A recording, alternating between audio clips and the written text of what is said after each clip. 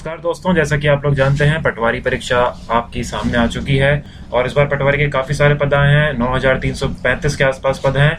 और जैसा कि इस बार सभी लोगों को आपको पता ही होगा कि डिप्लोमा आवश्यक नहीं है, सीपीसीटी की भी जरूरत नहीं है, सभी ग्रेजुएट इस बार परीक्षा दे सकते हैं। तो आप कुछ कम ही समय बचा है अपने पास, लगभग 35 दिन बचे हैं। तो आज अपन इस वीडियो में चर्चा करेंगे पटवारी बनने के लिए अंतिम 30 दिनों में सटीक रणनीति क्या होनी चाहिए। आइए आगे देखते हैं।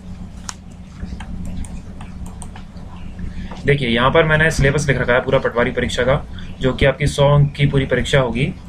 तो इसमें अपन सबसे पहले देखते हैं क्या क्या सब्जेक्ट आने वाले हैं आपके पास इस बार।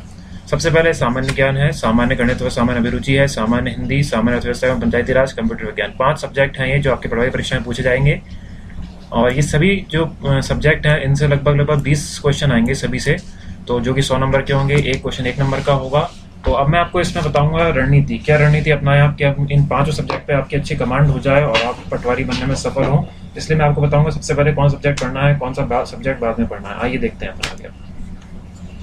देखिए, सबसे पहले आपको गणित कंप्लीट करना है, क्योंकि सामान्य गणित एक ऐसा सब्जेक्ट है जो कि व्यापम की परीक्षाओं में काफी सरल आता है, अपेक्षाकृत एसएससी और बैंकिंग के। तो आप इसमें 20 में से 20 नंबर पा सकते हैं बहुत ही आसानी के साथ। ये सब्जेक्ट, यहाँ मैंने कुछ टॉपिक लिख रखे हैं, जैसे कि है परसेंटेज है, प्रॉफिट एंड लॉस है, एवरेज, स्पीड एंड डिस्टेंस है, टाइम एंड वर्क है, सिंपल इंटरेस्ट, कंपाउंड इंटरेस्ट है। ज्योमेट्री की भी बहुत बेसिक से क्वेश्चन आते हैं, काफ़ी एडवांस क्वेश्चन नहीं आते हैं इसमें, टेक्नोमेट्री नहीं आती है आपके व्यापम में। और इसी प्रकार रीजनिंग के भी कुछ बहुत ही सिंपल टॉपिक आते हैं इसमें, डाइस, ब्लड रिलेशन है, डायरेक्शंस है, पजल्स हैं, वेन डायग्राम है। और इसमें आपको मैं बात बताना चाहूँगा कि मैथ्स जो है इसमें आप कहाँ से करें। मैथ्स के लिए आप सबसे आपका आसान तरीका रहेगा कि आप पुराने पेपर्स लाएं व्यापम के, और उसके पुराने पेपर जो कि अभी करंट में एसआई का हुआ है पेपर, कांस्टेबल के पेपर हुए हैं, इनके आप मैथ्स के क्वेश्चन सॉल्व करने की कोशिश करें। बहुत ही सरल और आसान तरीके से आपका मैथ्स हो जाएगा कंप्लीट, और इसमें आप अच्छे नंबर पा सकते हैं। और देखते हैं अपन अगला सब्जेक्ट कौन सा पढ़ना है अपन को। फिर अपन पढ़ेंगे दूसरे नंबर पर, अपनी प्रायोरिटी रहेगी सामान्य हिंदी की। हिंदी भी एक ऐसा सब्जेक्ट है व्यापम में जो काफी सरल पूछा जाता है। अभी करंट में एसआई की परीक्षाएं आयोजित हो रही थी व्यापम के द्वारा, उसमें काफी हिंदी बहुत ही सरल पूछी गई है। आप लोग देखिएगा पेपर, उसके कुछ दिनों में इंटरनेट पर उपलब्ध हो जाएंगे पेपर आपको। हिंदी के भी कुछ टॉपिक मैंने लिख रखे हैं, जैसे कि रस, छंद, अलंकार, विलोम, पर्यायवाची, संधि, समास हैं। इस तरीके के मैंने आपको लिस्ट दे रखी है। ये बहुत ही इंपॉर्टेंट टॉपिक्स हैं जो परीक्षा में पूछे जाते हैं। तो आप इन टॉपिक्स को तो बिल्कुल अच्छे से तैयार कर लीजिए। कोई सी भी बुक मार्केट से लाकर आप आराम से इन टॉपिक्स को पढ़िए, समझिए, इनके उदाहरण पढ़िए। और काफ़ी पुराना, हाँ, इसमें भी एक बात आप जरूर याद रखिए कि जो पुराने पेपर्स हैं व्यापम की पुरानी परीक्षाओं के, उनको अवश्य रूप से कर लें। और सामान्य हिंदी को अपन दूसरी प्रायोरिटी देंगे। और फिर अपन देखते हैं, अपन पढ़ेंगे तीसरे नंबर पर कंप्यूटर विज्ञान। हाँ, कंप्यूटर विज्ञान भी काफी आवश्यक है व्यापक परीक्षाओं के लिए। आप पटवारी बन रहे हैं तो कंप्यूटर विज्ञान तो आपको आना ही चाहिए। और उम्मीद है कि कंप्यूटर विज्ञान के भी कुछ अच्छे क्वेश्चन शायद पूछे व्यापम इस बार, क्योंकि आप देख सकते हैं पिछली कुछ परीक्षाओं में जो व्यापम करा रहा है कंप्यूटर के पेपर्स, तो जो कंप्यूटर के क्वेश्चंस हैं उनमें कुछ अच्छे प्रश्न, कुछ अच्छा लेवल देखने को मिला है। इसलिए आपको कंप्यूटर पे थोड़ा खास ध्यान देना पड़ेगा, थोड़ी ज़्यादा मेहनत लग सकती है आप लोगों की इसमें। सबसे पहले इसमें कुछ टॉपिक्स मैंने यहाँ पर भी लिख रखे हैं, जैसे कि history of computer, basic computer, input output devices, memory RAM. ये सब तो आप जनरल वे में पढ़ते ही रहते हैं। बेसिक के कंप्यूटर की आपको नॉलेज होनी चाहिए। MS ऑफिस बहुत इंपॉर्टेंट है इसमें। MS ऑफिस से मेरी MS word, MS power point और एक्सेल, ये बहुत ज़्यादा जरूरी है। इनमें शॉर्टकट कीज, इन सभी चीज़ों की, और इनके एब्रीवेशंस जो भी होते हैं, और इनका थोड़ा आपको प्रैक्टिकल वे में इनकी नॉलेज आपको आनी चाहिए। किस बटन से क्या होता है, किससे क्या नहीं होता है, ये सब ये बहुत इसमें आते हैं। पर आप ये सब आप कर सकते हो। आप कोई सी बुक लाओगे उसमें आपको अच्छी थ्योरी मिल जाएगी। आप चाहो तो आपके पास कंप्यूटर हो, लैपटॉप हो, उसमें इनके सॉफ्टवेयर डाल के आप उससे प्रैक्टिस भी कर सकते हो 5-10 दिन, तो उससे आपको इनकी अच्छी प्रैक्टिस है। देखते हैं अगला सब्जेक्ट है ग्रामीण अर्थव्यवस्था एवं पंचायती राज। ये सब्जेक्ट व्यापम ने पहली बार जोड़ा है पटवारी की परीक्षा में।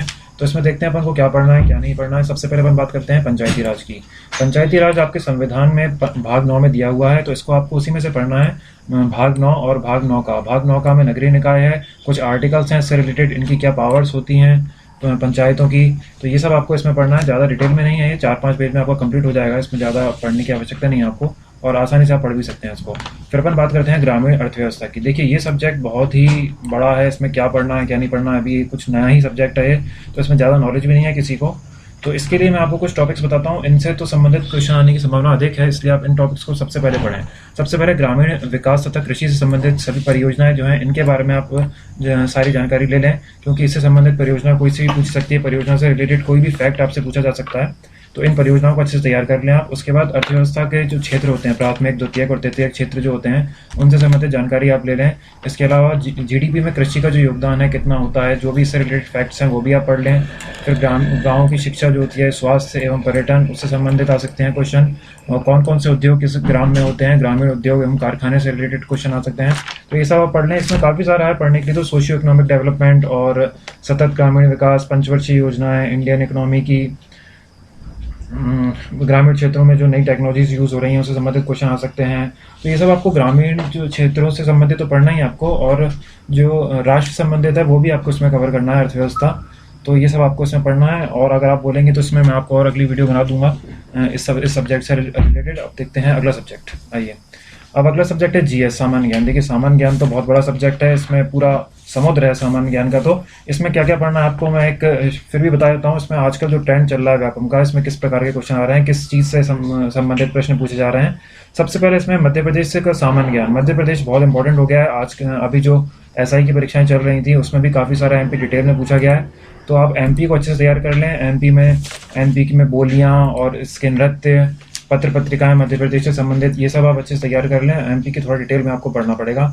उसके बाद एमपी आप पढ़ लेते हैं। उसके बाद आप भारत में जो सबसे लंबा, सबसे छोटा, सबसे बड़ा, गहरा, ये सब जो पुल हैं और जो भी पहला व्यक्ति, पहला राष्ट्रपति, उप प्रधानमंत्री, ये सब आपको पढ़ना पड़ेगा। भारत में ये भी ज़्यादा बड़ा नहीं है, आप आराम से पढ़ सकते हैं इसको। फिर अपन सामान्य विज्ञान अलग से इस बार सब्जेक्ट नहीं है पटवारी में, तो सामान्य विज्ञान उम्मीद कर रहे हैं कि इस बार सामान्य ज्ञान के अंदर ही पूछा जाएगा। तो बायो और फिजिक्स, केमिस्ट्री, इससे संबंधित आपको कुछ क्वेश्चन इसमें देखने को मिल सकते हैं। तो आप इसको भी, विज्ञान को भी ज़्यादा डिटेल में ना पढ़ें, फिर भी ऊपर ऊपर से पढ़ ही लें एक बार। इसके बाद आप करंट अफेयर्स को देखें। करंट अफेयर एसआई की जो परीक्षा भी हुई, संपादित हुई, उसमें तो ज़्यादा क्वेश्चन नहीं थे करंट अफेयर के, पर फिर भी आप रोज़ के 10-15 मिनट अगर करंट अफेयर पढ़ते हैं तो आसानी से आपका कंप्लीट हो सकता है करंट अफेयर। अगर ये सब आप पढ़ लेते हैं तो इस सब के अलावा आप फिर जो देशों की राजधानियाँ होती हैं, मुद्राएं होती हैं, अंतर्राष्ट्रीय संगठन है, ये सब मिसलिनियस के जो टॉपिक्स हैं इनको आप कवर करें। और इसमें अब ये बात है कि जीएस में आप ये सब चीज़ें कम ही पढ़ें, क्योंकि इसमें आप नंबर लाने की अपनी उम्मीद कम रहती है। जीएस में कुछ भी आ सकता है, इसलिए आप इन चीज़ों को, जो मोटी मोटी चीज़ें हैं उनको आप उन चीज़ों को आप पहले करें। तो दोस्तों, ये तो थी वीडियो। अगर आपको वीडियो अच्छी लगी है तो इसको लाइक करें, शेयर करें, अपने दोस्तों के साथ बांटें। और अगर आपको और कोई किसी टॉपिक पे कुछ भी वीडियो चाहिए हमें बताएं, और नीचे कमेंट करें अगर आपको कोई और भी जानकारी चाहिए तो। Thank you.